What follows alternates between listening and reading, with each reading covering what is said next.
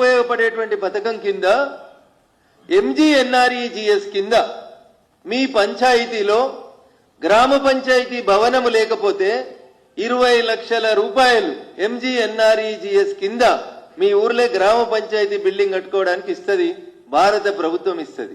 100% భారత ప్రభుత్వమే ఇస్తుంది. 2, మీ ఊర్లో అంగన్వాడీకి బిల్డింగ్ లేకపోతే అంగన్వాడీ భవన నిర్మాణానికి 10 లక్షల రూపాయలు నేరుగా భారత ప్రభుత్వం MGNREGS పథకం కింద ఇస్తుంది. 3, వివో భవనాల నిర్మాణం అని కొత్తగా ప్రభుత్వం, అంటే ఊర్లలో మహిళా సమాఖ్య భవనాలు అంటారు, సెల్ఫ్ హెల్ప్ గ్రూపుల్ని స్ట్రెంథెన్ చేయడం కోసం ఊర్లో మహిళా సోదరిమణులు ఒక దగ్గర కూర్చొని వాళ్ళ కార్యక్రమాల భవిష్యత్తు నిర్ధారించుకోవడం కోసం వివో బిల్డింగ్స్ కోసం 10 లక్షల రూపాయలు ఇస్తుంది MGNREGS కింద. 4వది, కొత్తగా ఇప్పుడు భారత ప్రభుత్వం ఆలోచన ఏంటంటే రైతులు గ్రామంలో తాము పండించినటువంటి పంట ఫుడ్ గ్రెయిన్ స్టోరేజ్ గోదాం అని ఒకటి కొత్త స్కీమ్ తీసుకొచ్చింది భారత ప్రభుత్వం.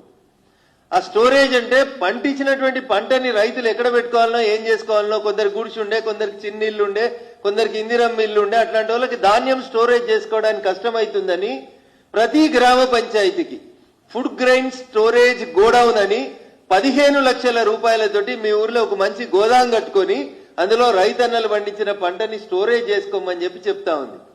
ఈ 4 మీ ఊర్లో లేకపోతే అయ్యా సర్పంచులారా, దయించి ఈ 4 కోసం సాధ్యమైనంత తొందరగా ఈ 4-5 రోజులలోనే తీర్మానాలు చేసి మీ ఎంపీడీఓ గారికి మీ కలెక్టర్ గారికి పంపించినట్లయితే మేము 100% వాటిని మంజూరు చేపిస్తామని చెప్పి ఈ సందర్భంగా తెలియజేస్తా ఉన్నాం.